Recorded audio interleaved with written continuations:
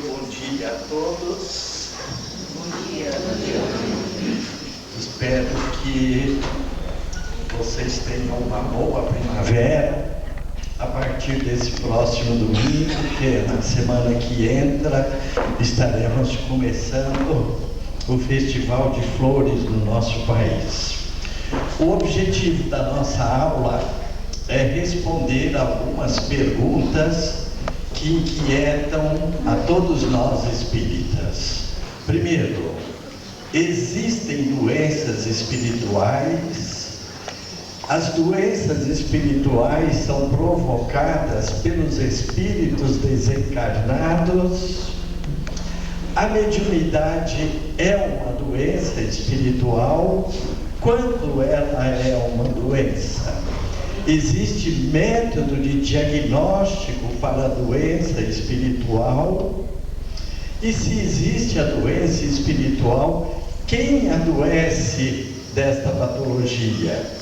Eu costumo dizer que começo esta palestra com um ou dois na sala reconhecendo que já vivenciou ou sofreu alguma perturbação espiritual. No final da aula, todos vão entender que participamos, sem exceção, do problema das doenças espirituais. Não estou diagnosticando vocês, nem estou fazendo julgamento de ninguém. É apenas uma forma que eu gosto de ensinar para esclarecer como entendo a doença espiritual.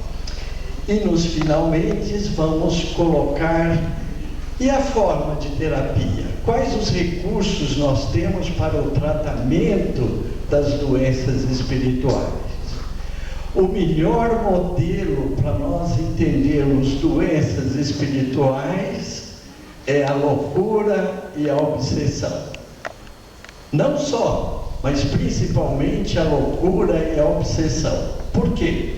Porque a loucura é a mente doente. E para nós espíritas, mente é sinônimo de espírito.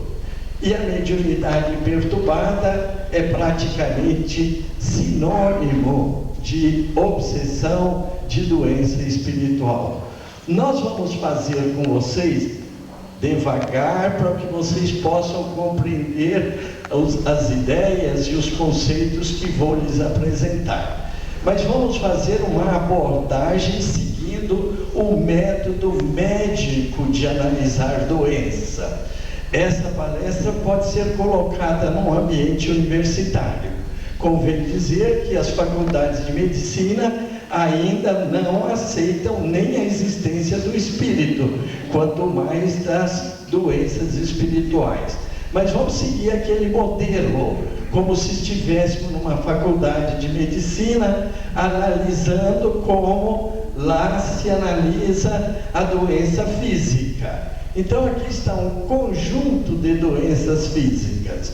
Nós temos doenças musculares, doenças abdominais, doenças circulatórias, cardíacas, osteoarticulares, as doenças cerebrais, doenças pulmonares, doença do sistema imunológico. Todo dia sai na televisão alguma delas que entram na moda.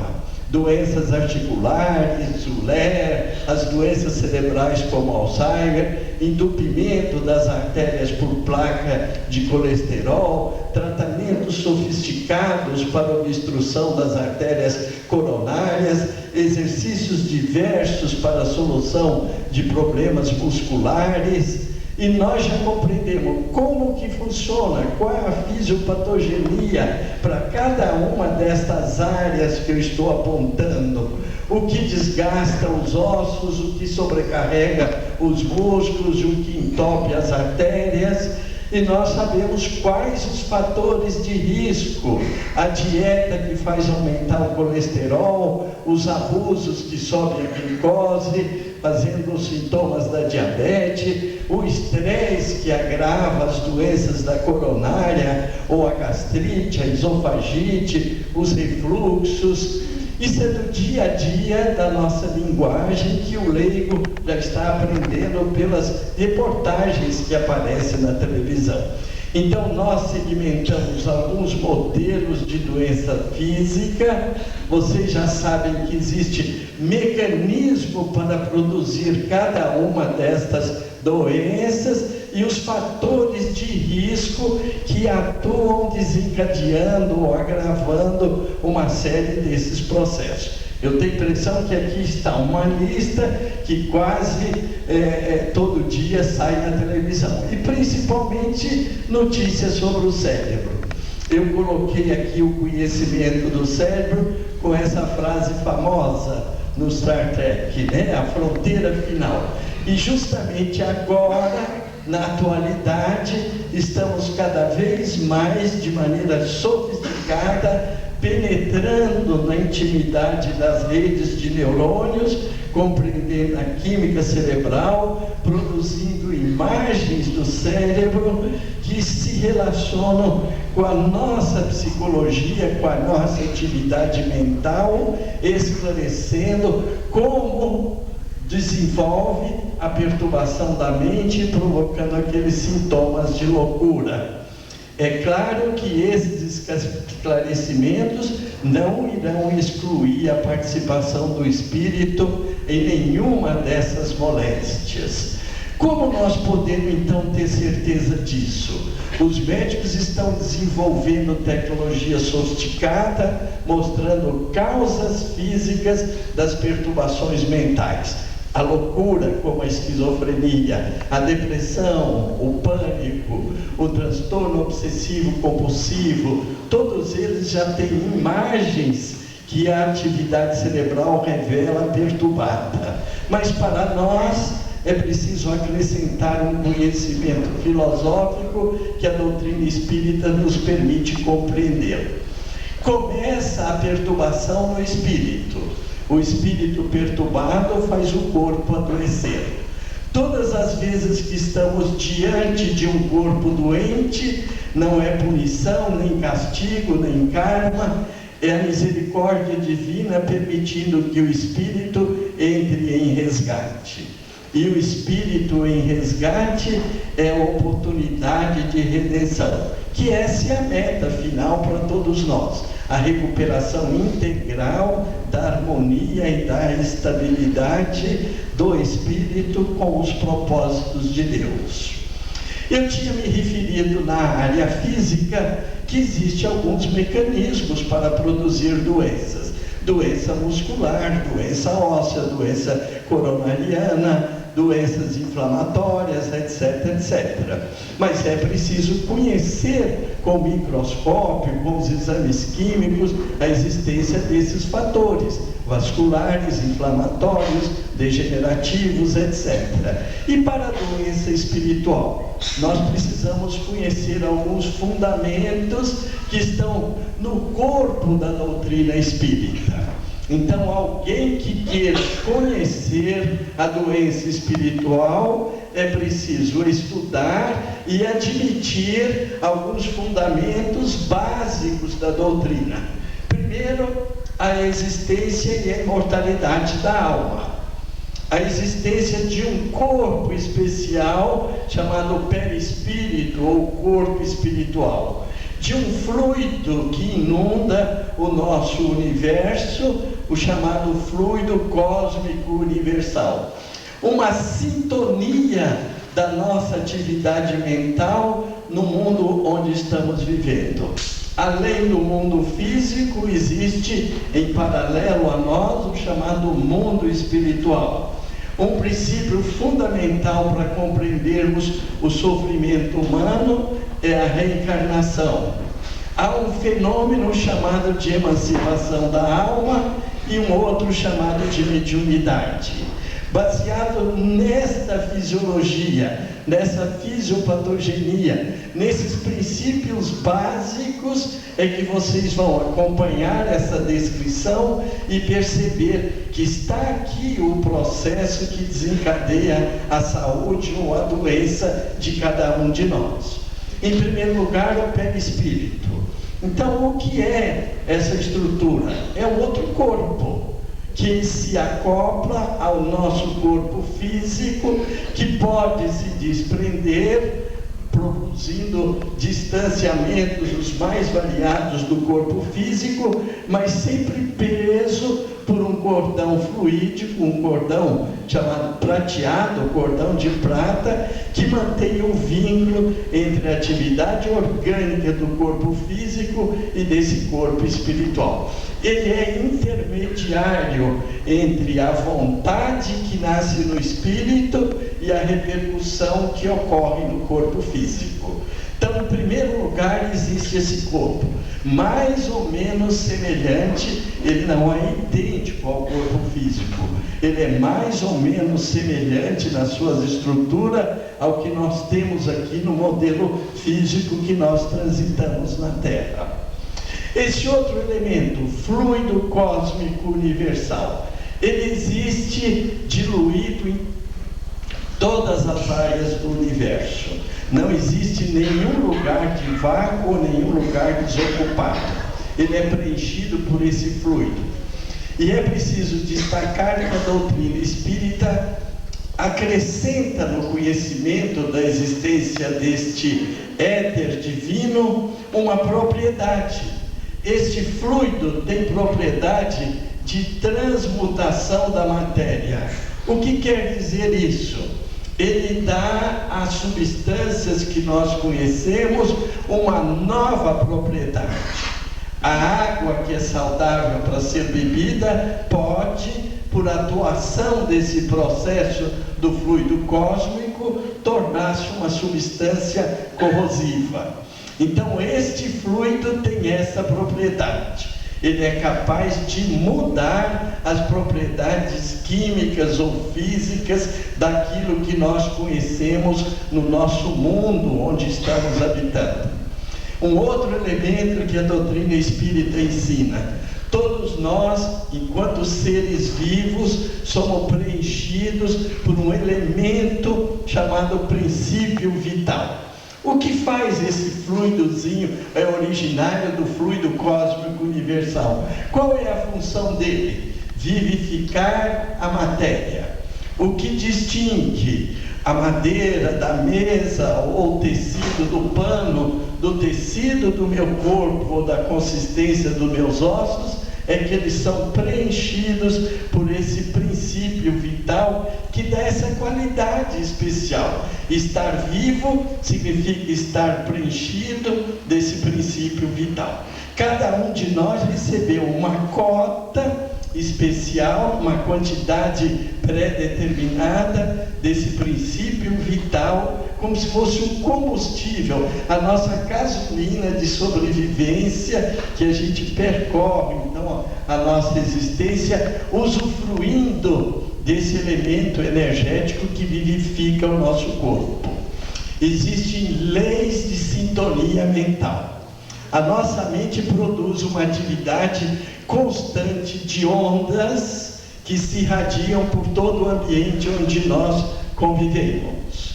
Estas ondas produzem uma interferência com outras pessoas que convivem conosco em mais ou menos distantes de nós. E estas ondas atuam no fluido cósmico universal, na atmosfera psíquica onde nós estamos inseridos, produzindo em torno de nós um ambiente psíquico, um ambiente mental, um ambiente fluídico que acompanha todos nós por onde circulamos. Vejam que elementos novos que a Faculdade de Medicina ainda não descobriu e que a doutrina espírita enriquece de informação nós todos para compreendermos o processo de como adoecemos.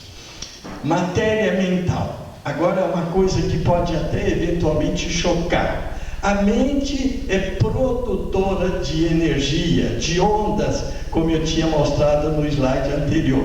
Mas estas ondas, refletindo no fluido cósmico que eu apontei para vocês lá atrás, ela constrói elementos estruturados com forma. As nossas ideias tomam formas. Em torno de nós, então, existe um ambiente, uma constelação de elementos produzidos por nós mesmos. A cada pensamento, a cada desejo forte, a cada ideia que fixamos na nossa mente, o pensamento tem esse poder criativo. Estamos então com uma enxame de estruturas formadas pelas nossas ideias que pipocam em torno de nós, naquele ambiente da psicosfera, o ambiente fluídico que vocês viram comigo lá atrás, como que a mente interfere e cria. Agora, como eu já tinha antecipado, uma questão filosófica. As doenças como resgate não são punição. O sofrimento tem implícito nele uma lição divina, uma oportunidade de redenção, de reforma dos nossos propósitos, de uma nova conduta para nosso alinhamento no processo de evolução.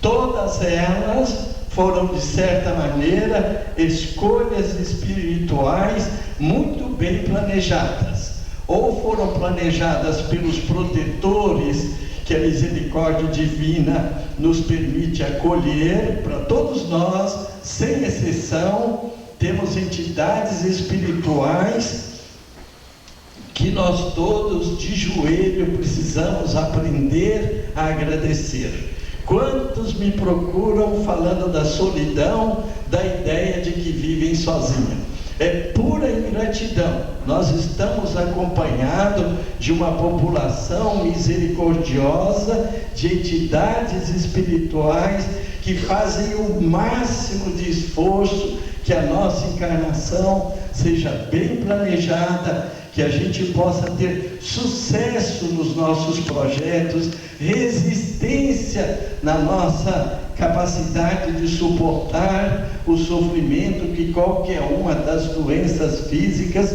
ou espirituais podem nos atingir. Eu peço a vocês que meditem nesse momento para quantos médicos, quantos terapeutas, tanto na área física como no campo espiritual, estão empenhados em se esforçarem no alívio das doenças. Nunca se considerem sozinhos, desamparados pela misericórdia divina. Isto não existe na face da terra. Nós temos obrigação de agradecer a estas entidades, a esses espíritos benevolentes que ajudam no cuidado de todos nós.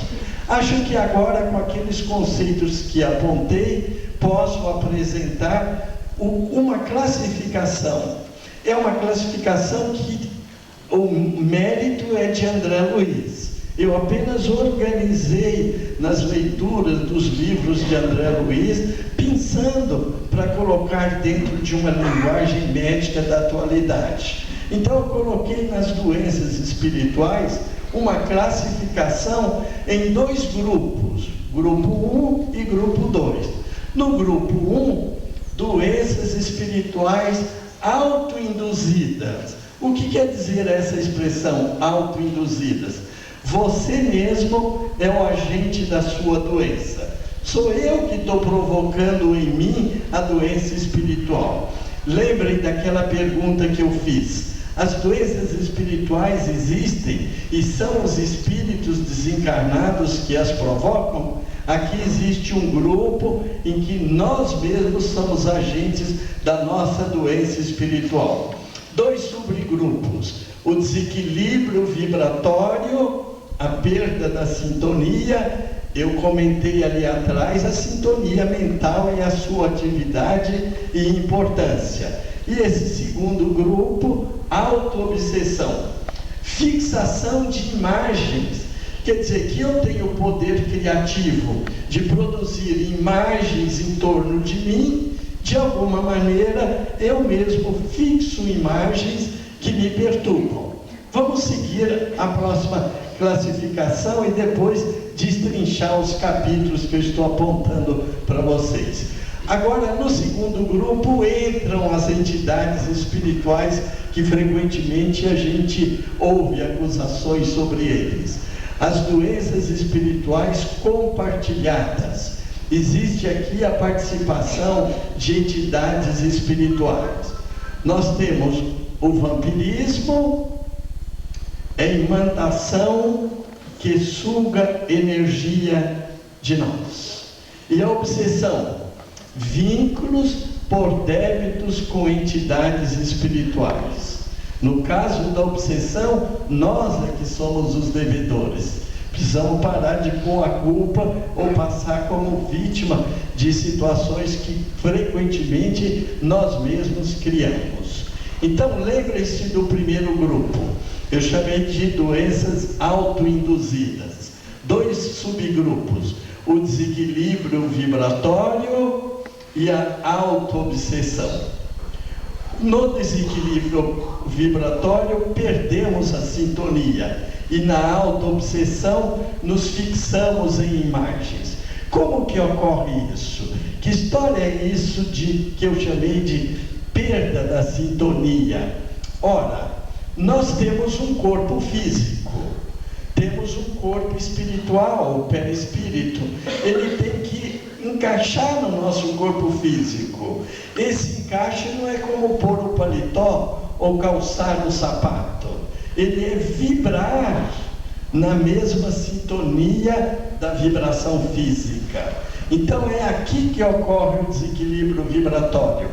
Um desajuste entre o corpo físico e o corpo espiritual. Não conseguimos harmonizar esta sintonia. Produzimos esse desequilíbrio, uma série de entidades microscópicas que chamamos de larvas mentais que deterioram a nossa energia. Quando que ocorre esse desequilíbrio? Irritação, ódio, cólera, desespero, ociosidade, mau humor e maledicência.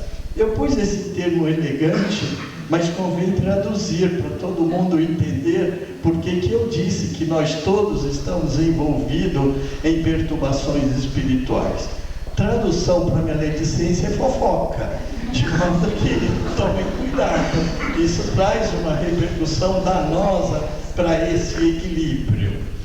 E como vimos na área médica, nós temos uma fisiopatogenia e um quadro clínico da doença muscular, vascular, inflamatória, etc. Então, se eu tenho uma fisiopatogenia na doença espiritual, no desequilíbrio vibratório, o que o desequilíbrio vibratório produz clinicamente? Dor crônica ou dor migratória? Olha, dói aqui em cima, dói aqui embaixo, dói a cabeça, é o dia inteiro sofrendo esse tipo de perturbação. Com frequência, a coisa não começou quando a gente comeu uma fruta que não estava muito bem. Foi lá na festa, quando a gente se reuniu para aquelas histórias que eu estava me referindo. O desequilíbrio vibratório produz um esgotamento do princípio vital. Afeta, então, a nossa resposta imunológica. Então, a gente passa a adoecer de pequeninas coisas, a gripezinha, a infecção urinária, uma inflamaçãozinha de garganta, porque ficou rebaixada a nossa resposta imunológica. O começo foi lá atrás. A história da irritação, do atrito com a família, parente indesejável que acaba criando um ambiente de hostilidade, etc, etc. Isso tudo, então, vai ter repercussão específica na nossa imunidade por alterar esse equilíbrio vibratório. No grupo das doenças que nós mesmos induzimos, além do desequilíbrio vibratório, eu coloquei para vocês estudarem comigo a autoobsessão. Chamei isso de fixação em imagens. Nos fixamos em imagens que nós criamos. Isto acaba repercutindo onde? na nossa química cerebral. Intoxicamos o nosso organismo, a nossa mente, o nosso cérebro com uma série de desejos, perturbações, ideias fixas, crenças irracionais e desejos incontroláveis. Isso soma em torno de nós, na nossa psicoesfera, no mundo das ideias, para usar uma expressão de Platão, essas chamadas formas pensamento.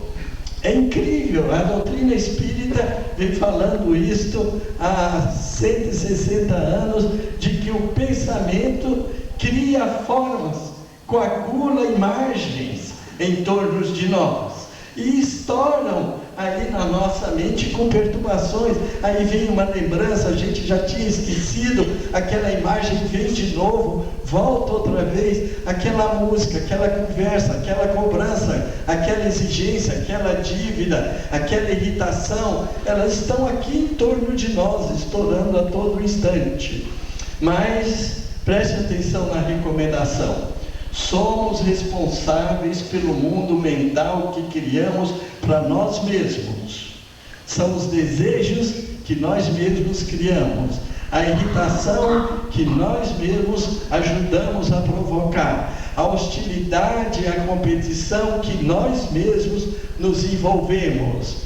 Cria-se então projeções da nossa própria mente, aquelas sensações,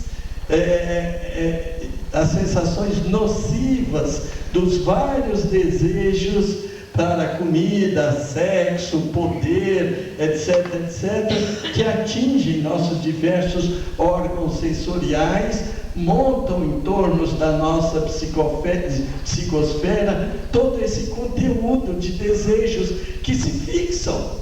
E a cada instante lembrei de novo com aquela pessoa que me irritou, aquele lugar que eu tinha ido, aquela conversa que eu tinha tido, e isto acaba então criando em torno de nós ideias fixas. Ficamos obsedados por ideias irracionais, mas fomos nós que fomos plantando, cultivando, renovando a plantação à custa de hostilidade, perseguição de um sucesso a qualquer custo, competição com os colegas que convivem conosco, tentando uma disputa irracional, valorizando o superego, esquecendo da solidariedade, da fraternidade, que podia muito bem amenizar nossa convivência. Nos envolvemos frequentemente por paixões que perturbam a nossa razão. Criamos sonhos desnecessários, devaneios, achando que vamos conquistar a felicidade com pequenos gestos que, na verdade, como no caso do casamento, exige compartilhar, compreender, perseverar, um pouco mais de paciência, solidariedade, não uma disputa, mas uma contribuição com as necessidades de cada um dos pares. Acabamos fixados sem crescimento espiritual. Renovamos experiências de encarnação, uma atrás da outra, com essas exigências, buscando objetivos que não são os adequados para o nosso crescimento espiritual. Desde cedo, com frequência, estamos educando crianças, a todo dia tem isso na televisão, a serem mais bonitas, mais preparadas para os desfiles de moda, mais adequadas para aparecer na mídia, pura fantasia. Essa criança cresce sem amadurecimento, sem progresso espiritual, sem compreender que acima dos desejos de cada um está a necessidade do outro, que precisa ser apoiada. Nós estamos numa escola de aprendizado nesse planeta, não numa escola de ganhar a qualquer custo. Ficamos envolvidos com pensamentos que nós mesmos criamos, nos obsediamos por pensamentos nossos, prisioneiros de preocupações excessivas, crenças, fanatismos, irracionalidade, com propósitos partidários, religiosos ou sectários, que na verdade estão nos aprisionando sem permitir o nosso crescimento, com ideias mais modernas, com ideias mais fraternas, com ideias mais ligadas ao nosso projeto cósmico divino. Com frequência estamos aqui, então, cristalizados também no tempo. Apesar do passar da idade, do passar do tempo, muitos de nós estão presos àquele ranço que frequentemente a gente vê em pessoas que ainda não envelheceram, estão imobilizadas. Eu costumo perguntar, no centro espírita a gente tem quase sempre um adulto médio. O jovem não está frequentando o centro espírita. Com muito cuidado, eu vou repetir uma frase que já escrevi sobre isso, que a doutrina espírita pedagogicamente falhou para o jovem. A gente não tem uma proposta que possa competir com os estímulos que a sociedade de hoje aponta para o jovem, e o idoso ainda acha que, não, eu já fiz a minha parte, não tenho que eu aprender mais. Na verdade, estão retardando mudanças, porque todo dia aqui no centro tem novidade. O título da próxima aula que você enunciou é interessantíssimo para a gente aprender. Muito cuidado com o envelhecimento que cristaliza. Chega em casa e fala para o papai, para a vovó e para o vovô, não, tem que ir lá porque tem coisas lindas que o Dr. Nuber mostrou, o senhor podia ter aprendido. Vai pegar a fita e fazer ele assistir. A auto-obsessão, então, muda a química cerebral. Os neurologistas enxergam da química para frente. Nós espíritas estamos enxergando antes da química. O que foi que provocou? É aquilo que os neurologistas dizem. Bom, mas o transtorno obsessivo compulsivo é um desequilíbrio na serotonina. A depressão é por baixa da serotonina. Eu dou o Prozac e ele melhora da depressão. E os meus netos, que são mais inteligentes que os médicos, perguntam, mas bom, ele não sabe responder o que perturbou a serotonina do paciente. É isto mesmo. Primeiro nós começamos com perturbações psíquicas, que me referi daquelas ideias obsessivas. Perturbamos nossas memórias, elas alteram o DNA e mudam o padrão dos nossos neurotransmissores. Então, quando fazemos escolhas, ficamos presos a eventos futuros. Isto é um texto espírita e um texto da física quântica. Cada caminho que você escolhe te aprisiona no resultado que aquilo vai produzir no futuro.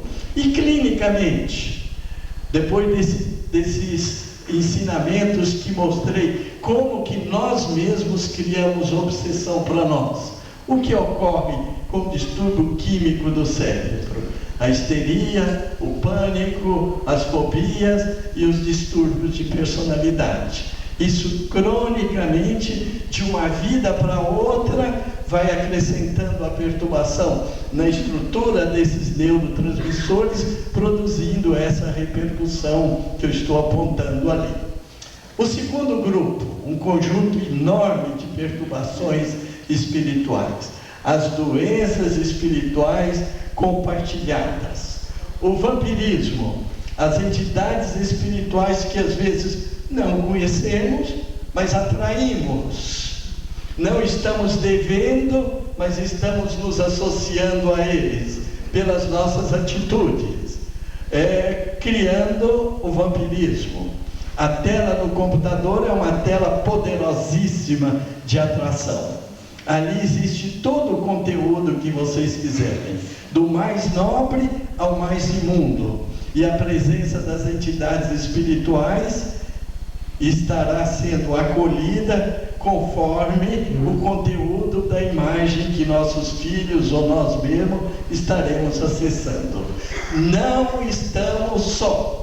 Em ambiente nenhum estaremos sozinhos.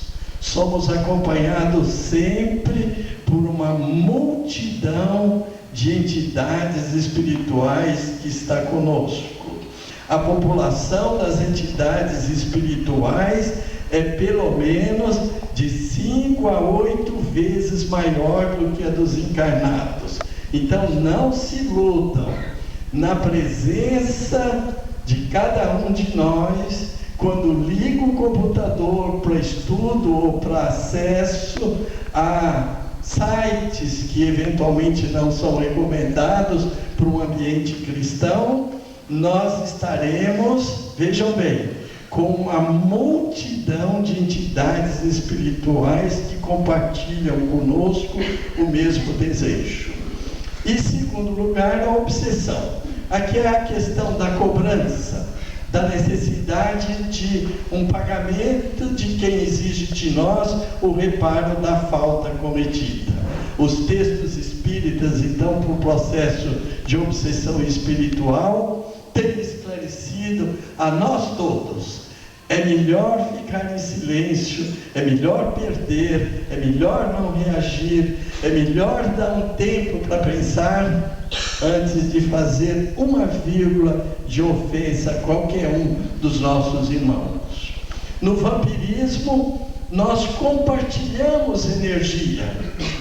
Os vários vícios que estamos envolvidos, inclusive nas paixões carnais, atrairemos uma parceria com esses falsos amigos espirituais que se deliciam com o mesmo gosto do prazer que qualquer um desses vícios favorece, seja ligado à alimentação, ao sexo, à droga, ao cigarro, aos processos diversos que a sociedade de hoje dispõe para satisfação de prazer.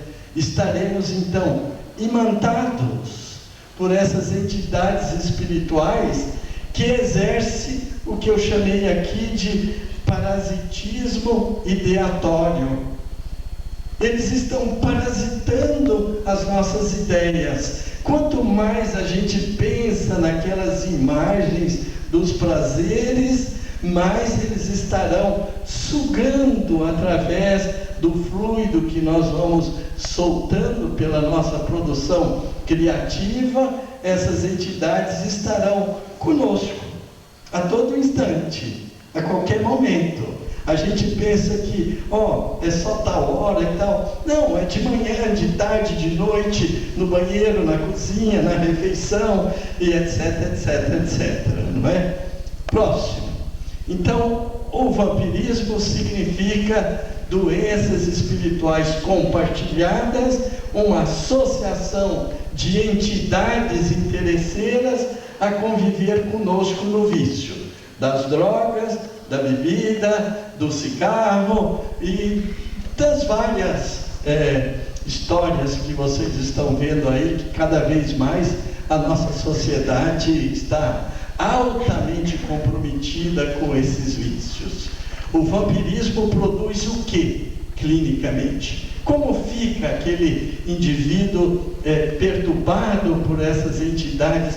O dormir de cada um de nós nessa situação é povoado por uma população de entidades espirituais que estão ali, à cata de mais uma sugadinha no cigarro ou um gole da bebida ou da droga. O quadro clínico de astenia, fadiga, indolência e doenças crônicas. Aí o consumo do nosso fígado, do próprio cérebro, do entupimento das artérias, dos vários quadros que vão comprometendo a nossa força vital. Ocorre principalmente depressão, a ponto de poder levar ao suicídio. A ideia que nós fazíamos é que o mundo estaria contaminado pela epidemia da depressão. E hoje, o passar dos estudos, nós percebemos que estamos desenvolvendo um número espantoso de indivíduos indivíduos com transtorno bipolar, uma mistura de depressão e de manias com euforia. A obsessão, então, exerce um papel como que de vingança. São credores espirituais que consideram: eu tenho direito de cobrar, ele está me devendo, foi ele que me prejudicou, foi ele que me roubou, foi ele que me furtou, que me perturbou numa determinada existência. Então, o único propósito do obsessor é o crédito que ele tem, é a vingança que ele sente necessidade de realizar. A doutrina espírita traz um modelo extraordinário de terapia, uma psicoterapia que antecede a Freud no processo das reuniões no centro espírita para tentar encaminhar esses obsessores para um esclarecimento, para uma retomada de uma posição mais digna. A obsessão funciona como uma manipulação da vida. O indivíduo obsediado fica submetido ao poder do obsessor, fascinado pelas ideias que ele introduz na mente do obsediado, ou perturbado ao nível de uma subjugação que ele não tem mais controle das suas próprias atitudes. O indivíduo vira uma marionete na mão dos obsessores. Eu coloquei a expressão obsessão, obsessor, quase sempre no singular, mas convém lhes dizer que nós todos estamos envolvidos num processo de obsessão no plural. Graças à misericórdia divina, a nossa cota de solução do problema vem na medida da nossa necessidade e na medida da nossa capacidade de solução. Se cada encarnação a gente for resolvendo uma meia dúzia, acho que já está de bom tamanho. Se cada encarnação a gente trocar a conta do débito pela conta do crédito, que conta é essa? Todas as vezes que o débito da misericórdia divina nos atinge, se essa conta nos alcança fazendo o bem aos outros, o débito e a cobrança é adiada indefinidamente. Por isso, repetindo Chico Xavier, Deus não pode ser considerado apenas justo, porque senão a cobrança seria insuportável para cada um de nós. Deus é misericordioso e clemente, permitindo essa troca do débito que acumulamos pela troca de fazer o bem aos outros. Essa é a senha-chave para o processo. Bem aos outros. Estamos frequentemente comprometidos com os vícios, mas com atitudes criminosas que o nosso planeta tem então um débito para resgatar em milênios, que é o aborto. Estamos provocando ainda 46 milhões de abortos por ano. Nós sabemos que o nosso planeta é o planeta Terra. Uns já dizem que é o planeta Água, outros que é o planeta Azul. Infelizmente, eu quero lhes dizer, no meu entender, que ainda é o planeta do sofrimento. Precisamos, cada um de nós, como a andorinha que voa e põe a gota d'água para apagar o incêndio da floresta. Ainda vale a pena cada um de nós pensar no seu esforço para aliviar o sofrimento que a humanidade ainda dissemina nesse planeta. Já temos inúmeros pontos que estão aí na Terra trabalhando em benefício do nosso crescimento espiritual. Mas, regra geral, a humanidade ainda está 60% das entidades espirituais e dos espíritos encarnados ainda não adquiriram a racionalidade plena. Imagine a espiritualidade que vocês todos aqui já têm o privilégio de ter tomado conhecimento pela doutrina espírita.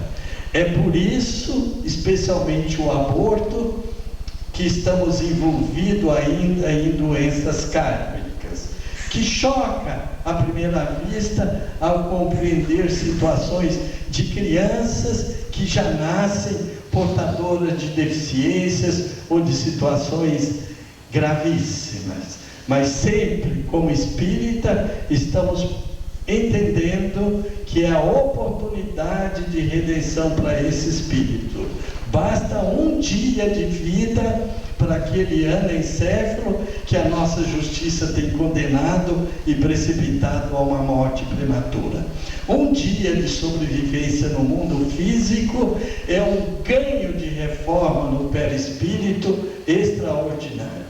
Na doutrina espírita, nós condenamos com veemência o aborto ou a morte prematura do anencéfalo. E aqui, finalmente, a questão da mediunidade. A mediunidade é um talento. É um talento que nós ganhamos da misericórdia divina, mas como qualquer talento, como o pintor, ou o músico, ou o artista do teatro, ele precisa se esforçar para desenvolvê-lo. Ele tem que domesticar as suas deficiências para fazer desabrochar as qualidades desse talento. Se deixar por conta desvairada a mente, cria-se uma mediunidade conturbada, que abre as portas para a obsessão, para os débitos, que é conta de todos nós. O médium tem uma oportunidade divina de manter esse contato com o outro lado da vida, que está tão próximo de nós, mas que ainda na humanidade a gente ainda não tem essa habilidade desse contato permanente, que será uma aquisição do futuro. O homem de hoje é o Homo sapiens, o homem da inteligência, da sabedoria. Herculano Pires diz que será no futuro o homem espirituais.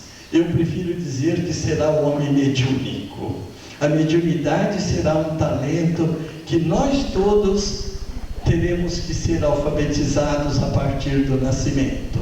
E uma mediunidade sublimada, disciplinada, talentosa, caridosa, paciente, tolerante, amorosa. O Brasil teve o exemplo maior do nosso Chico Xavier. Está aí esse modelo indiscutível para que a gente possa se alinhar como conduziu entre nós, tão perto de nós, este homem. E como tratar quando estamos envolvidos por situações de conflito, de atrito, de doenças e de repercussão espirituais, que vocês viram com que porcentagem nós mesmos criamos. Um código de conduta moral. Está no Livro dos Espíritos. Allan Kardec faz um comentário extenso, depois que ele estuda a emancipação da alma. Essa aptidão que nós todos temos de sair do nosso corpo e utilizar as propriedades específicas da alma de cada um de nós.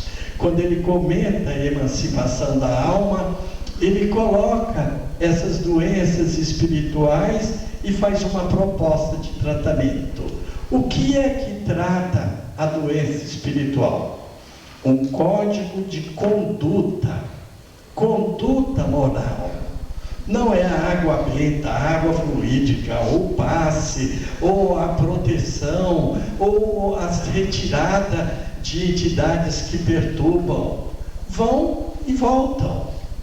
É a nossa transformação interior, é a nossa mudança de atitude, é o nosso envolvimento na necessidade do outro. E a conduta moral, convém dizer que Allan Kardec foi enfático ao dizer, assim como o médico que receita um tratamento, ele também precisa exemplificar e adotar o regime que prescreve ao paciente, como modelo, na doutrina espírita também. O doutrinador ou orientador precisa ser o primeiro a assumir esse código de conduta moral. Um bom domingo para vocês, bons estudos, espero que eu tenha contribuído para o esclarecimento de vocês.